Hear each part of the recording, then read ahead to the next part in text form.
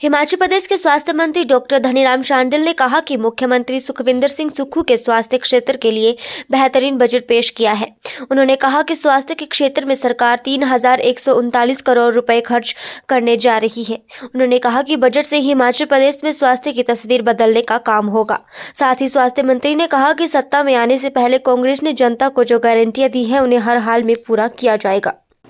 आयुष्मान भारत स्वास्थ्य आधारभूत संरचना मिशन में 80.61 करोड़ और 15वें वित्त आयोग के अंतर्गत 103 करोड़ का प्रावधान किया गया है। These are the budget outlays जो कि रिसेंट बजट में हुई हैं। हमारे मैं समझता हूँ ओजस्वी और काम कठिन करने वाले और कर्तव्यनिष्ठ जो आदरणीय चीफ मिनिस्टर साहब हैं माननीय सुखविंदर सिंह सुक्खू जी, उनका ध्यान स्वास्थ्य सेवाओं की ओर निरंतर लगा रहता है और उनके अंदर एक करुणामयी सोच भी है जो आप सब लोगों ने देखी कि पहले ऑफिस ना जाकर उन्होंने सबसे पहले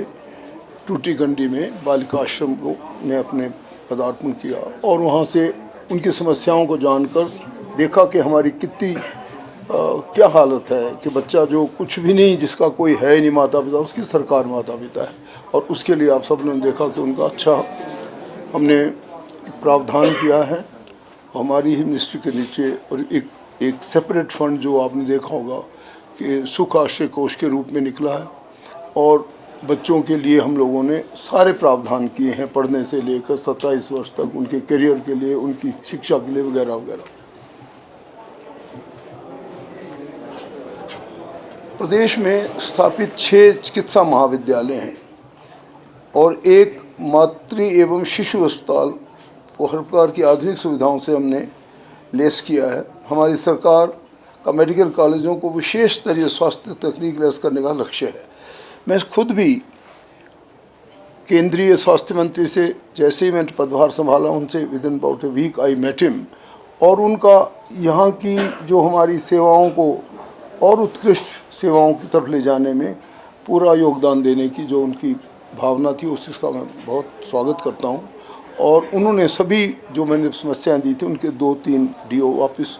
वचनबद्धता के रूप में दिए भी हैं। और मुझे उम्मीद है कि हमारे ये जो 3 मेडिकल कॉलेज खासकर चंबा, हमीरपुर और नाहन जो अधर में लटके हैं ये भी इसी कार्यकाल में पूरे हो जाएंगे।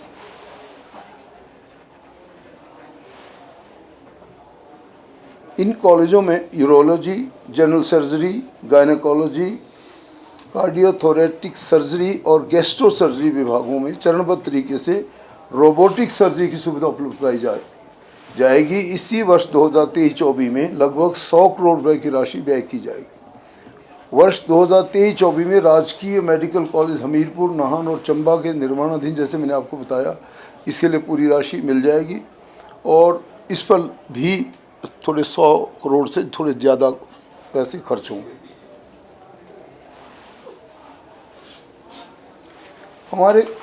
हमारा ये भी एक तरीका है कि एक इमरजेंसी सॉर्ट ऑफ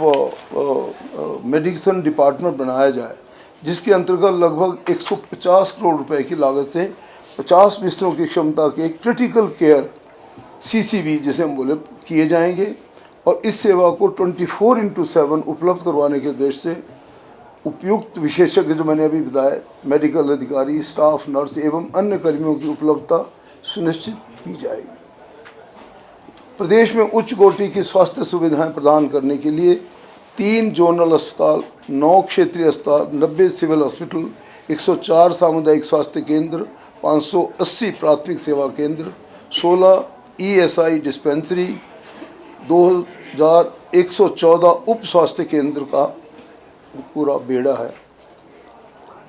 जिनमें 2699 चिकित्सा अधिकारी, 1038 विभिन्न मेडिकल कॉलेज के चिकित्सा शिक्षक, 3213 नर्सिंग अधिकारी और इसी प्रकार से एक काफ़ी बड़ी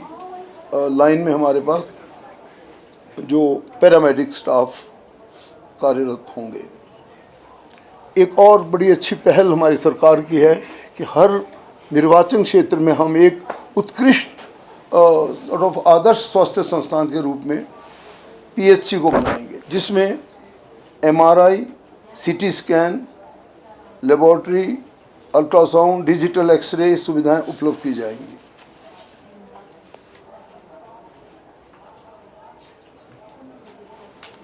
जो हमारा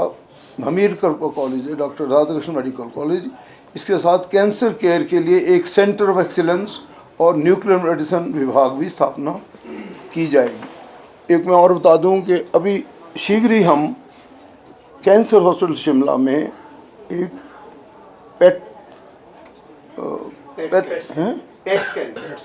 स्कैन सेंटर बनाएंगे और उसका उद्देश्य होगा कि